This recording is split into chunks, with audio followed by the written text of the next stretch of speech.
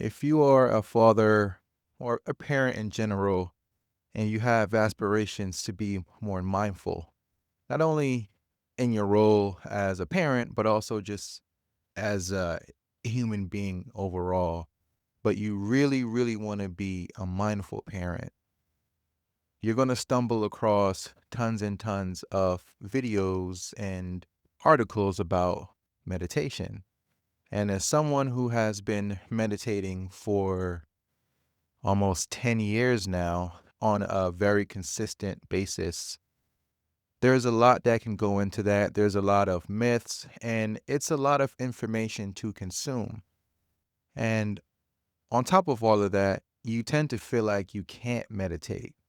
And I know as a high achieving father, busy mom, whatever the case may be, you start to feel like you don't have time for this practice. And I feel like I've been there. And so I empathize.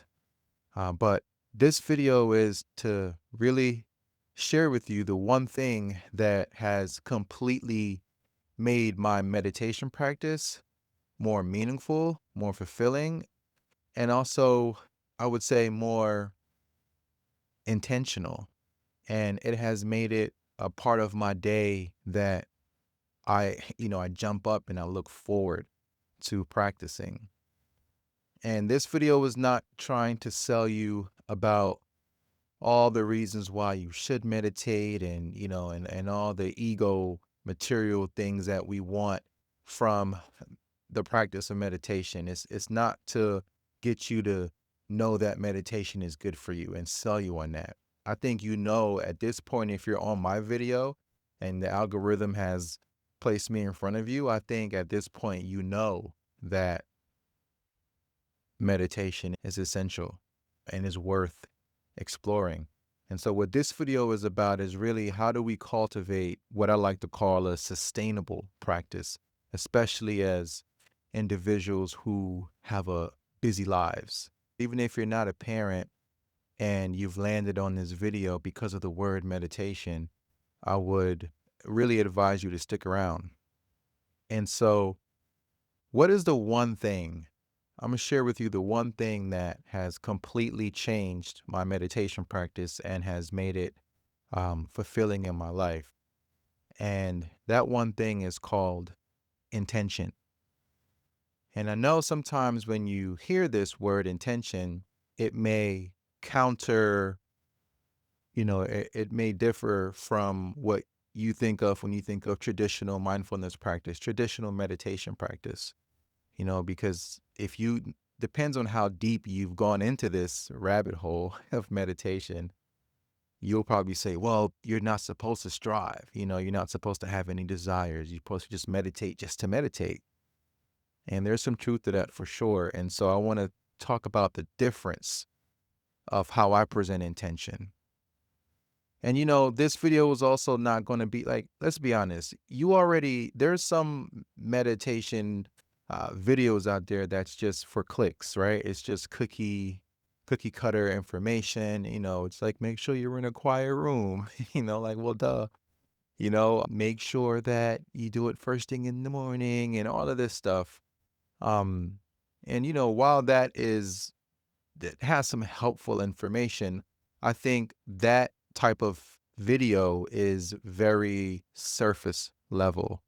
And I think until you hit what I'm about to speak about, until you really put this into your practice, you're just going to wake up and not want to do it because life is going to consume you. Your job is going to consume you. Your relationship is going to consume you.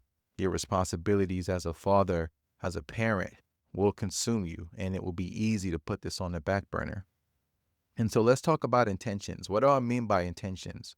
And so when I say intentions, I don't mean I'm going to meditate with the intention on being successful in my YouTube business. I'm going to meditate with the intention on making six figures next year, right? These are all very material, right? These are ego intentions. And so when I say intentions, we have to think about intentions that are greater than us, especially greater than our little or small selves, right? And so we have to think about meditation intentions that extend, that are bigger than who we are. And I'll give you an example of some intentions that I set daily when I meditate. And I have about 4 or 5 intentions that I say in my mind, and I whisper them before I sit on my cushion. And I've kind of categorized my intentions in ways that some are about others, right? Bigger than me, others. Some are about my spiritual self, right? My higher self, not this ego self here. And then one of them is just about the present moment, right? And I'll get into them specifically just to kind of give you an idea. And so I felt that once I switched my intentions from my practice, because just like anybody else, you often come to the cushion because you're going through adversity. That's what brings most people to the world of meditation and mindfulness, unfortunately, right? It's like therapy almost. It's like usually most people will go seek therapy when they're going through a hard time. Most couples go to, couples therapy when, it hits the fan. You know what I mean? When it's tough. And so, in my experience, mindfulness in the world of meditation is unfortunately the same thing. And so I got into meditation after a grueling, while going through a grueling custody battle, emotional distress, financial distress, just to have my son half the month, right? And so that is what led me to meditation. So initially, when I was meditating, it was a bunch of ego, right? It was like, I want to feel better. I want to win this custody battle. I want to blah, blah, blah, blah. Right. And, it also feels good to tell people you meditate, right? Or I want to meditate to be calm. I want to meditate to be seen as someone who is always calm and always patient. That feels good. That's what I mean. Like these are all ego based intentions. Right. And so, for example, one of my intentions that I've set for myself when I meditate is, may I have the courage to not run away from this moment, right? And so when I set that intention, I'm telling myself, I want to meditate to be able to be here with any type of adversity that I may face, right? I want to be here as a light to my children on how to be resilient. I don't want to run away from hard feelings. I don't want to run away from hard emotions. I don't want to run away from tough conversations. So that's an intention that I've set for myself when I meditate is, may this meditation help me stand in this moment and not run away from this moment.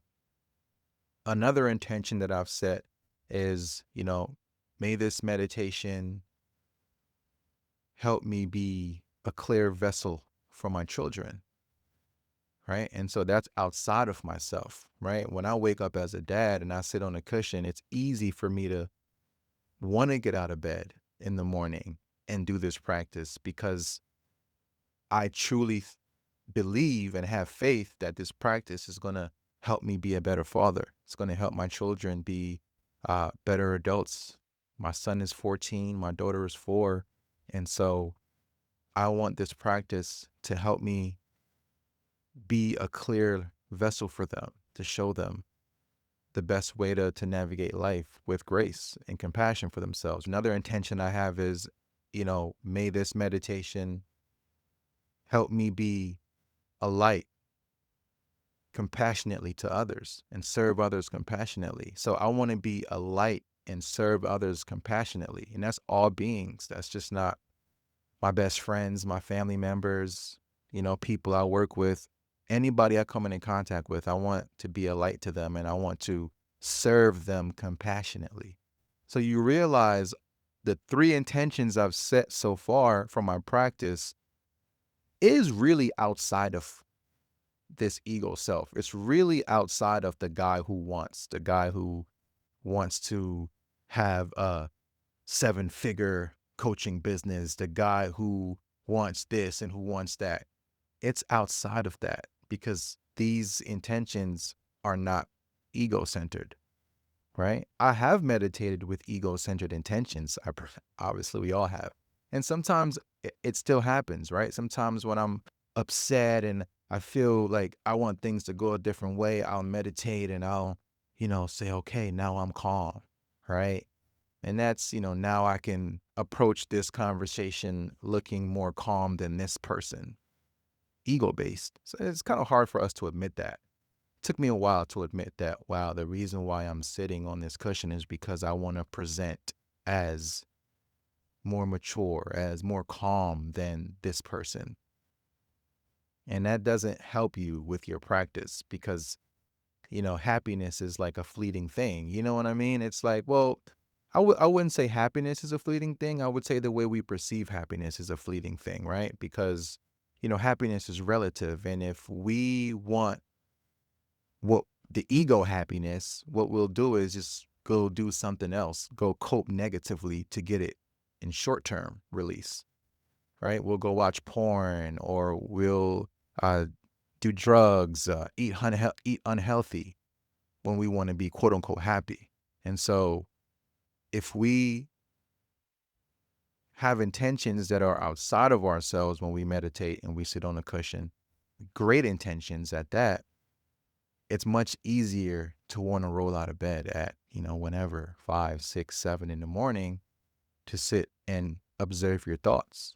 It's much easier when you have these intentions that are much bigger than yourself, bigger than us. Another intention I have is to truly realize who I am, you know? That's a huge intention for me because I've come to this point in my journey as a father, just in general, as a human in general, where I know I got to be more than this, right? I got to be more than what people say I am. I got to be more than the name that my parents gave me. Or I think in my case, I think somebody else named me. I think like my mom's best friend or somebody named me. I got to be more than that, right? And so I want to meditate to find that out. I want to meditate to feel that so I can operate from, this highest version of myself. And then I also have an intention to be present, to feel this life and be present in each moment. And I think once again, bigger than my ego self, right? I want to feel present. I want to be able to be present in each moment, not just when I'm super excited on the couch with my homeboys watching March Madness. Like, I want to feel present when I'm having a one-on-one conversation with my daughter about how she's feeling today. I want to be present when my son is venting to me about school. I want to be present when I'm just sitting alone and contemplating what is this all about, right? Just we want to be present when I'm talking to a coworker, and sometimes I have the urge to want to text on my phone or type while they're talking. So, it looks like I'm not paying attention. I may be busy. No, I want to be present in that moment. I want to give eye contact. I just want to be here. And so these are reasons why I meditate. And when I get out of bed, I contemplate these intentions daily. I say them under my breath. Sometimes I say them in my head, but I say, okay, may I be a clear vessel for my children. May I have the courage to not run away from this moment. You know what I mean? Like these are things I say. I really do say these intentions daily before I meditate. And in general, the most important thing is like, may this not only benefit myself, not my ego self, right? But may this not only benefit myself, but it may also benefit everyone. And I truly hold these intentions to my heart. And I think that one thing is what has made my meditation practice sustainable as what society would say, high achieving father, busy dad, or whatever the case may be. Because even that's just a perception. But the reality is I still am a worldly person, so I have to take care of so many responsibilities. I have so many things that I have to check off my list, and it can be very easy to let these things consume me if I didn't have this deep-seated intention of my practice that's outside of myself. And so I hope this was helpful for you. If so, I would advise you to subscribe to my channel, check out my newsletter. These are things I write about daily, more so about mindful parenting, but it all relates, it all ties into each other. And if you're interested in cultivating a journaling practice and you're a father and it's something you've thought about, I do have the 365 Dad Journal. A link is in the description. Mindful Fatherhood Journal that really helps us reflect on, why who we are as parents, as fathers, and why do we show up how we show up, if whether it's good or bad. And yeah, I really appreciate you all for taking the time out of your day to listen to this, and I'll catch you next week.